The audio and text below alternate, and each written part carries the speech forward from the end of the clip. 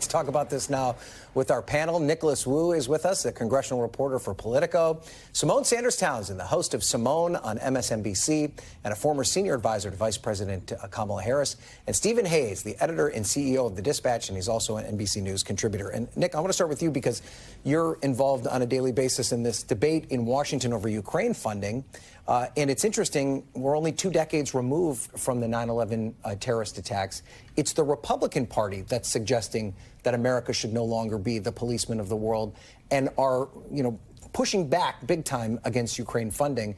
And it's just interesting in the context of 9/11 to think about how the party's changed. Well, I think we've seen this evolution over the past few years, and especially as the bipartisan consensus on Ukraine started to crumble a bit in recent months, as members of the Freedom Caucus and others on the right want aid to Ukraine conditioned or perhaps cut altogether. Mm-hmm. It's a sign that some in the party are trying to turn away from these overseas entanglements and want to place more constraints on this funding. But they're not all. There's certainly a loud vocal group of House Republicans that don't feel that way. But the leader in the Senate on the Republican side doesn't feel that way. Listen to what Mitch McConnell said from the Senate floor just a few minutes ago.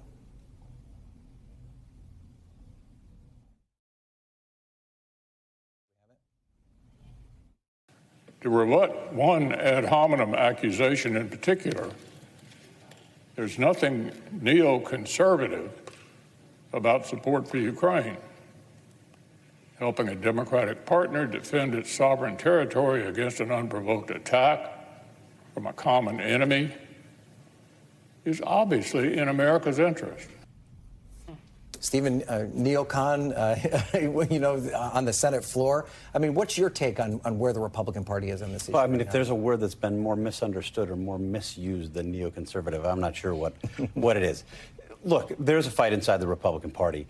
The Republicans who are supporting continued funding for Ukraine are winning that fight. Mm-hmm. There's a loud, as you said, Ryan, vocal minority who are making the opposite argument, something that would be closer to a neo-isolationist or a non-interventionist argument. I think some of them are making it based on principles. They think the United States should avoid foreign entanglements, and they've held those beliefs for a long time. It's also there are also others who are making it on a more opportunistic basis, sort of aping what Donald Trump has said, making arguments the United States shouldn't be involved anywhere. We have to refocus at home. Those arguments, though, I think are not consistent with the long history of the Republican Party. And, as you saw in the Mike Pence op-ed, most Republicans, not just the so-called establishment Republicans, but movement conservatives believe in extending American power. Okay. So, Symone, let's pivot now and talk about the Biden campaign and this effort now by Biden and his associates to put Donald Trump more front-facing when it comes to their re-election bid. Do you think that's a smart tactic? Are they doing it too late or maybe too early? Look, I think it's a necessary thing to do. Every single day, whether folks are watching their local news, MSNBC, NBC News Now, or opening up the paper, you are reading and hearing about Donald Trump and these other Republican candidates who are running for president.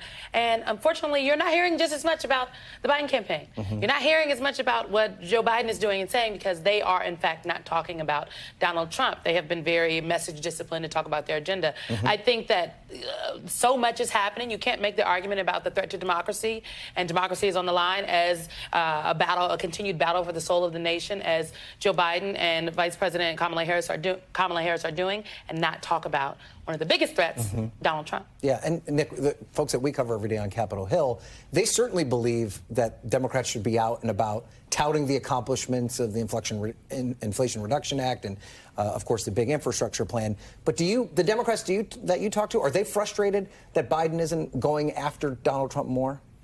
The Democrats I've talked to, yes, are very much interested in trying to tout all these different achievements that they've passed. But the difficult thing with attracting this much attention to the president is that it doesn't always play that well in swing congressional districts, especially ones where Donald Trump won.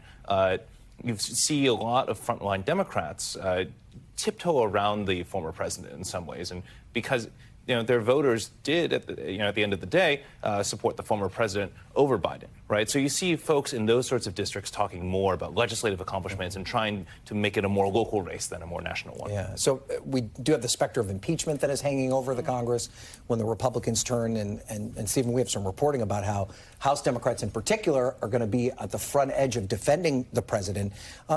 you know, we've seen impeachment backfire sometimes in political arguments, right? It certainly helped Donald Trump in some respect in terms in terms of his base kind of consolidating around him. Bill Clinton, when he went through it, also had a similar effort of consolidation. Is there a chance that if and when Republicans take this move, that we'll see a similar kind of group of Democrats come behind the president and support him while he's being attacked by Republicans? Yeah, I think that would be what I would expect. I mean, I think it depends what you think the goal of the impeachment process is. Is the goal to impeach and convict Joe Biden because of some procedural, process that Republicans want to follow? It's not. Mm-hmm. The goal is to muddy him up. I think the goal is to make the case that, look, he didn't tell us a lot of things. There are serious questions about Hunter Biden. We can ask those questions in this inquiry. But more importantly, it's when people go to the polls in 2024, and if they're faced with a question about Donald Trump or Joe Biden, you'll have some people who have said, they're all criminals, they're all crooks, and that's how they'll make their choice. Right. But is that as big a problem as his age, Symone? Look, so I think that, first of all, impeachment, Nick talked about the Republicans or the Democrats that sit in districts where Donald Trump won. There are 18 Republicans that sit in seats that Joe Biden won. I think that impeachment is a very sticky situation for those both sides frontline members. Point. I think when it comes to this thing about Hunter Biden and then the president's age, when it comes to Hunter, I like to scour the streets, Ryan, and talk to the regular folks on the Instagrams and when I'm traveling.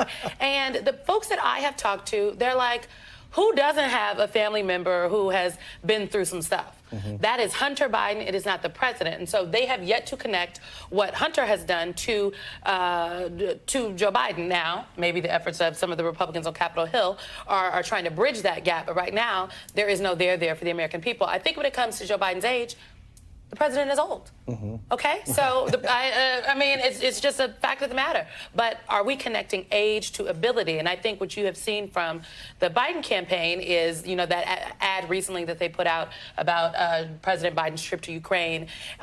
They talked about how long he was on the train ride. He looked strong. There was all this dum-dum-dum music behind him. Right. That was to show strength, to project that, if Joe Biden can make this long train ride and go out there and stand up to the bully that is Russia, of course he can fight for you here at home. Right. And it ultimately comes down to that binary choice you were talking about before, right, Stephen? Yeah, I mean, this is the Joe Biden argument, right? It's not a theoretical choice. If it gets to a Trump-Biden race, it's Trump versus Biden, and they're taking great pains to make him look and sound strong, just the way that Symone suggests. Okay, great guys. Nicholas, Symone, Stephen, Nick. I call you Nick. Sorry about that. Thank you for being here. I appreciate it. Thanks for watching our YouTube channel. Follow today's top stories and breaking news by downloading the NBC News app.